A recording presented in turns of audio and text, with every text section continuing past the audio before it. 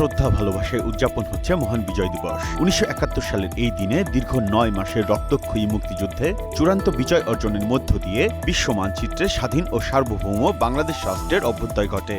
এ বছর বিজয়ের ৫৪ বছর পূর্ণ হল। মহান বিজয় দিবসে স্বাধীনতার জন্য জীবন উৎসর্গকারী বীর শহীদদের শ্রদ্ধা জানিয়েছেন রাষ্ট্রপতি মোহাম্মদ শাহাবুদ্দিন এবং প্রধান উপদেষ্টা ডক্টর মোহাম্মদ ইউনূস।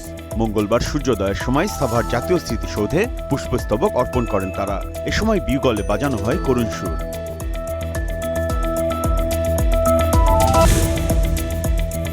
বিজয় দিবসে ৫৪টি জাতীয় পতাকা হাতে প্যারাশুটিং করে বিশ্ব রেকর্ড গড়েছে বাংলাদেশ। স্বাধীনতার ৫৪ বছর পূর্তি উদযাপন উপলক্ষে ৫৪টি জাতীয় পতাকা হাতে আকাশ থেকে অবতরণ করেন প্যারাট্রুপাররা। সশস্ত্র বাহিনীর উদ্যোগে এই ব্যতিক্রমী আয়োজন অনুষ্ঠিত হয়। স্বাধীনতা বিরোধীরা আবারও মাথাচাড়া দিয়ে উঠতে চায় মন্তব্য বিএনপি মহাসচিব মির্জা ফখরুল ইসলাম আলমগীরের। বলেছেন, সব অপচেষ্টা নস্যাৎ করে দেশের মানুষ গণতন্ত্র প্রতিষ্ঠা করবে। মঙ্গলবার বিএনপির প্রতিষ্ঠাতা জিয়াউর রহমানের সমাধিতে শ্রদ্ধা নিবেদন শেষে তিনি একথা বলেন।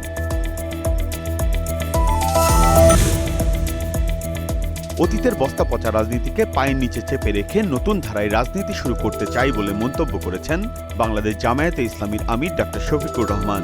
সকালে রাজধানীর সোহরাওয়ার্দী উদ্যানে বিজয় ম্যারাথন উদ্বোধনের সময় একথা বলেন তিনি। ইন্ডিয়ান প্রিমিয়ার লিগ IPL এর নিলাম আজ আবুধাবির ইতিহাদ অ্যারেনায় বাংলাদেশ সময় বেলা ৩টায় শুরু হবে নিলাম। ৭৭ জন ক্রিকেটারকে কেনার সুযোগ থাকছে 10টি ফ্রাঞ্চাইজি দলের জন্য। তালিকায় আছেন 7 বাংলাদেশি ক্রিকেটার, তবে জায়গা হয়নি সাকিব আল হাসানের।